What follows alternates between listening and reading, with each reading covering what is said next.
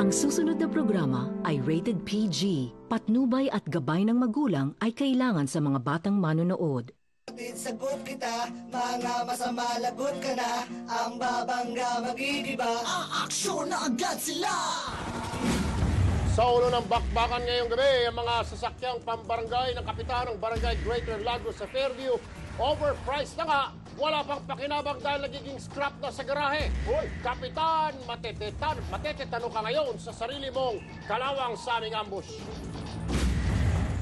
Kahanga-hanga talaga itong Vice Mayor sa Pura Tarlac. May sarili siyang livelihood program sa loob mismo ng kanyang compound. Akalain mo ba naman?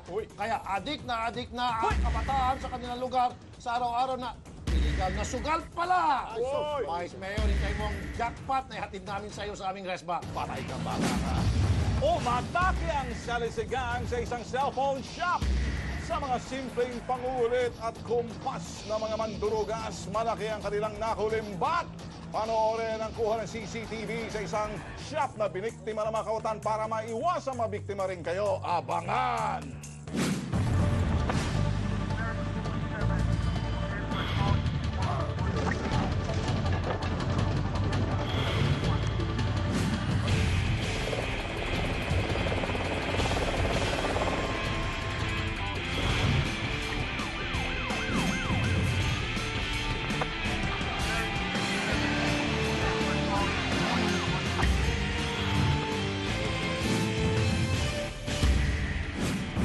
Magandang hapon mga kapatid. Kasama pa rin natin ngayon si Ma'am Liza Presnillo para maging interpreter. At kung nakaligtas man kay Sendong ang mga tiwali at manloloko, titilapon pa rin sila sa matinding bayo ng programang ito.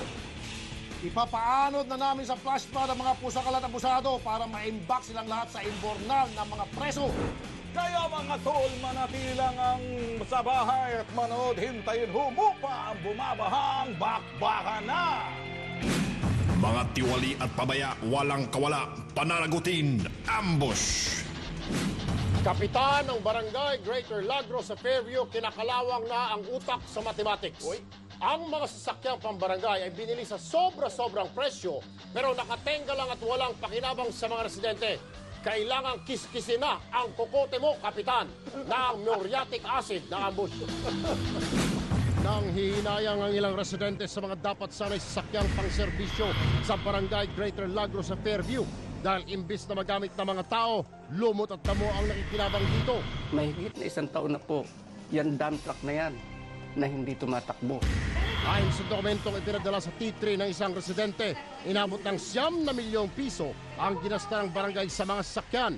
Utang pa ito sa Development Bank of the Philippines at ang pambayad ay magmumula sa Internal Revenue Income ng kanilang barangay sa loob ng 5 taon. Mga sir, nagkakalukuhan talaga tayo. Ang multicab ay hindi lalampas ng 200,000 pesos. Sa aming pag-imbestiga, ang recondition na dump truck ay hindi lumalampas ng 1 milyon at ang ambulansya na parating galing Japan hindi lumalampas ng 1,500,000. Bakit bobo kayo sa mat?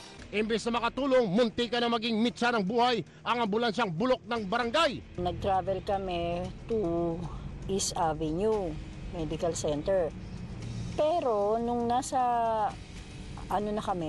circle, nag-stop over yung ambulance kasi umusok siya. Sinadya ng T3 si Kapitan para linisin na niya ang nagiging basurang service vehicle sa kanyang nasasakupan. Normal lang sa isang sasakyan na pag tuloy-tuloy ang paggamit ay nagkakaroon din ng breakdown. Hinanap namin kay Kapang Ambulansya. Ayon at nakatenga sa garahe. Natapat lang daw na sira. Kapitan, sira-sira na rin kasi ang disposisyon mo.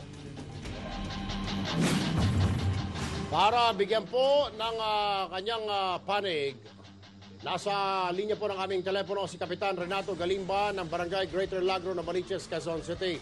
Magandang gabi po, Kapitan. Magandang gabi po, Mr. Erwin Torco. Maraming salamat ako po ay natawagan. Ito ay tanong ho namin, bakit naman ho pinahinahayaan yung kalawangin na lang at di mapakinabangan ang inyong mga sasakyang pambarangay? Ayun nga po ang gusto kong pinapaliwanag kanina. Gusto ko sana mabisita rin po ninyo kami. Para makita naman po ninyo, ang aming mga sasakyan ay ginagamit namin sa pagsiservisyo dito sa aming barangay. Alright. Tungkol po doon sa ambulansya na naging issue, ay sinasabi ko nga po, Sabi po dito sa aming barangay, 24-hour service po kami. At ang sabi ko nga, makina po yan, ay meron din pagkakataon na magbe-breakdown din. So may mga pagkataon din po. Kagaya po ngayon, pinababa po namin yung makina para maayos po yan. So ngayon lang naman ho, hindi nagamit yan. At Sige po. Okay, Mr. Chairman, para mabilis ho tayo dahil baka maubusan ho tayo ng oras. Tanong natin ngayon, ikalawang tanong ko ho. Bakit overpriced po ang mga sasakyan na nakasaad sa budget allocation ninyo? Tulad po ng dump truck, 1.1 million. Ambulansya, 800,000. Yung multicab po, kahit brand new na multicab ho, bibilhin mo dito sa Maynila, ay may 200, mas ang pinaka-maximum na 300. Bakit po sa inyo, 800,000 ang multicab, Mr. Chairman? At tungkol po sa mga presyo po yan, nagdaan po sa bidding po yan. Nagdaan po sa kuha ang mga yan at nagkaroon ng notice bago pag mag-bidding. Alam po ninyo, maski ako po ay hindi ako member ng bidding committee. Kaya ako nga po, ang lahat naman po ay dumaan sa proseso ang ating ginagawa dito sa ating barangay. Sir, kung ganun ho, alam naman ho ninyo, siguro, alam nyo naman ho, hindi naman ho, kayo ho'y abogado, papayag ho kayo na ganun kamahal yung multicab, 800,000 attorney or Mr. Chairman? Tama. Multicab 800,000 po, ay hindi ko po masasabi na 800,000 po yun. At gusto ko po makita ang records po namin, o records nung nagsabi po sa inyo, para mapatunayan kung yung multicab ay 800,000. Meron po kaming records, Mr. Chairman. Kung gusto nyo ho, nasa kabilang opisina lang, patawag mo nga yung staff at para makuha. Dahil meron, pinacheck pa rin namin sa COA ito, Tol Rabi at Tol Ben. Sinasabi nga talaga, overpriced. Sabi ng COA. Pakuha mo nga yung dokumento sige, doon sige. at dyan lang pala sa kabila yun. Yun ho, yung lumalabas sa Mr. Chairman Opo, kung iyan po ay naprubahan ng kuha, hindi ko pa alam kung naprubahan po ng kuha yan. Naprubahan ho, kasi nabili na ho ninyo Nandyan na ho sa inyo yung mga sasakyan. Attorney Galimba. Yes sir, dumaan po sa bidding yan at sinasabi ko naman sa inyo, mas po ako ay hindi naman po ako kasama dyan sa bidding committee. So dumaan po sa proseso. Chairman, maksing tanong. Chairman, si Rafi Tulfo po, magandang gabi po, Chairman sir.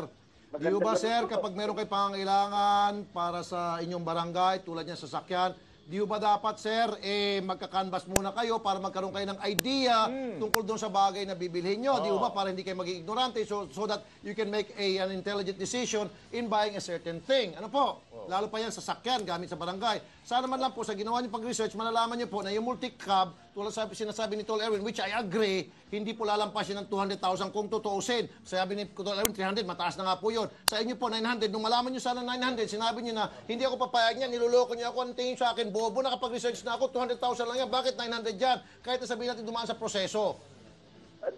Dumaan po naman sa proseso yan. Kaya nga, sir, ang sinasabi ko, sir, kung... Chairman, sinasabi ko, sir, kung sana nag-research lang kayo, sir, tulad sinabi ko na, hindi ko na ulitin para hindi na tayo mapahaba. Sana naman lang, you already have an idea kung magkano yung isang multicab, so para kung merong bidding na dumating na